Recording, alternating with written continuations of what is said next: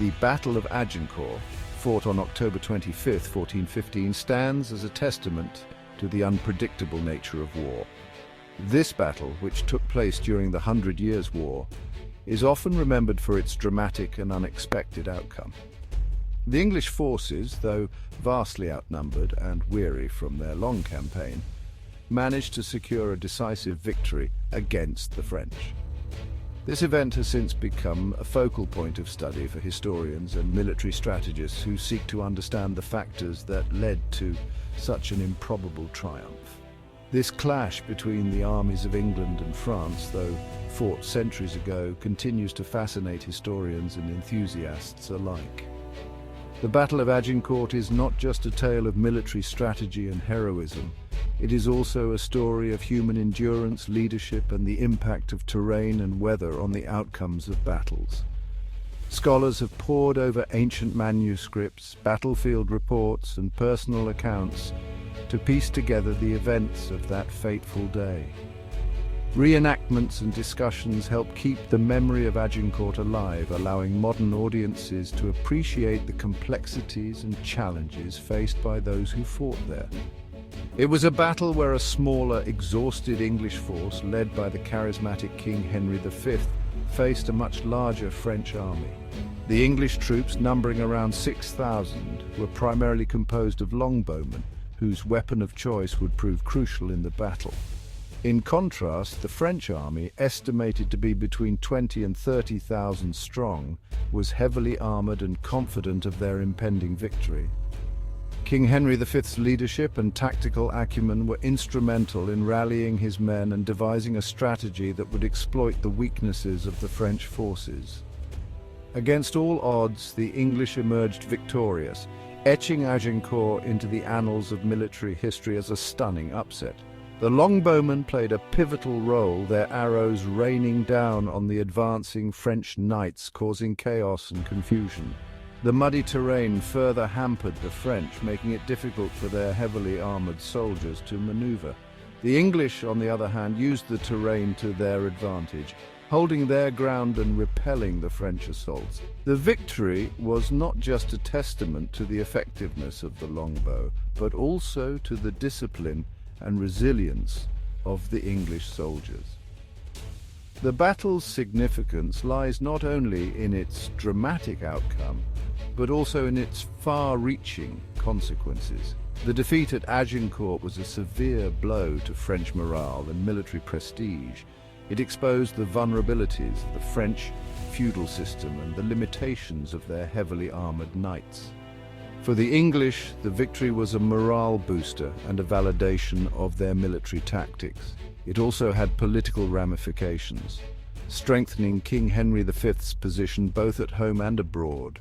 The battle demonstrated the importance of leadership, preparation, and adaptability in warfare. Agincourt's reverberations were felt throughout the 100 Years' War, significantly bolstering English morale and throwing the French into disarray.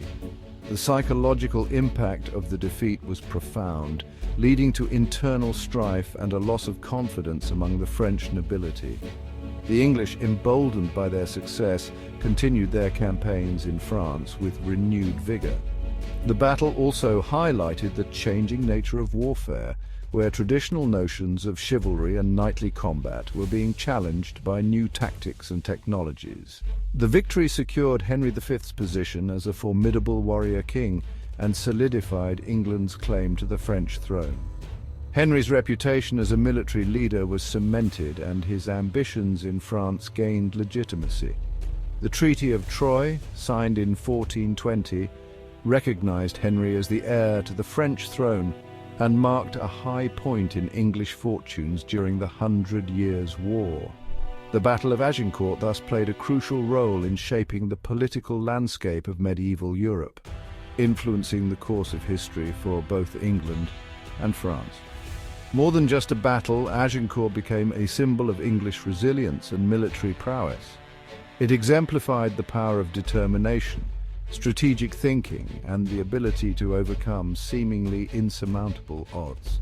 The legacy of Agincourt has endured through the centuries, inspiring countless works of literature, art, and drama. It serves as a reminder of the enduring human spirit and the capacity for greatness in the face of adversity. The story of Agincourt continues to captivate and inspire, a testament to the timeless nature of courage and ingenuity in the annals of history. To truly grasp the magnitude of Agincourt, one must delve into the intricate tapestry of the 100 Years' War.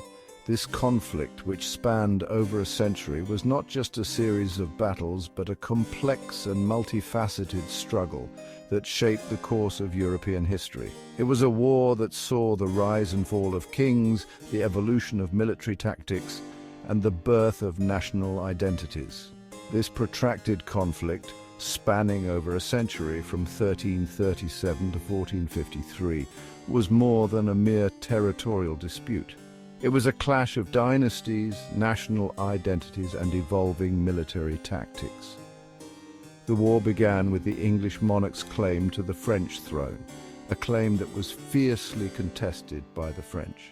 This dynastic struggle was further complicated by the political and economic interests of both nations, as well as the shifting alliances and rivalries among the European powers. The 100 Years' War saw the development and implementation of new military strategies and technologies. The English longbow, for example, played a crucial role in many of the early English victories. This powerful weapon, capable of piercing armor at long distances, gave the English a significant advantage on the battlefield. The war also saw the use of cannons and gunpowder, which began to change the nature of siege warfare and fortifications. At its heart lay the English monarch's claim to the French throne, a claim fiercely contested by the French.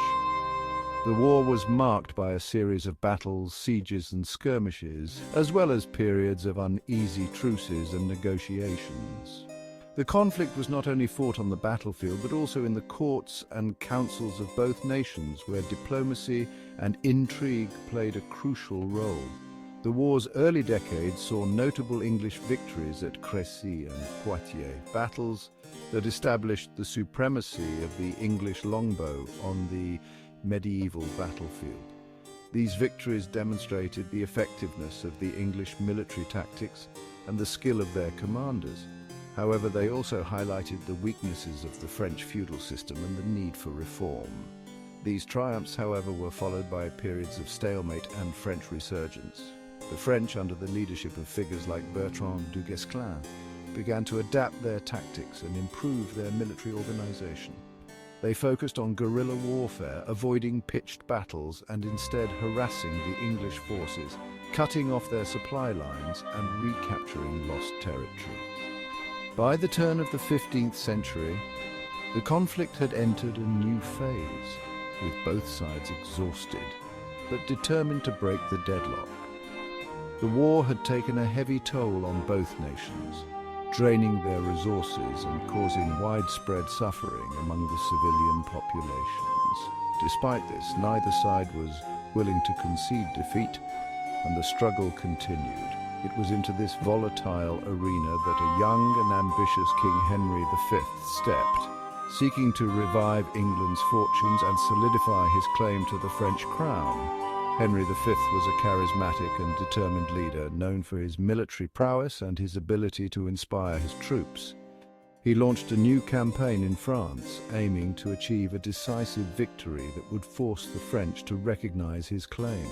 Agincourt, therefore, was not an isolated event, but a pivotal chapter in the larger narrative of the 100 Years' War, one that would have profound implications for the future of both nations. The battle, fought on October 25, 1415, saw the English forces, despite being heavily outnumbered, achieve a stunning victory over the French. This victory was due in large part to the skillful use of the longbow and the strategic genius of Henry V. The aftermath of Agincourt had far-reaching consequences, strengthening Henry's position and altering the course of the war.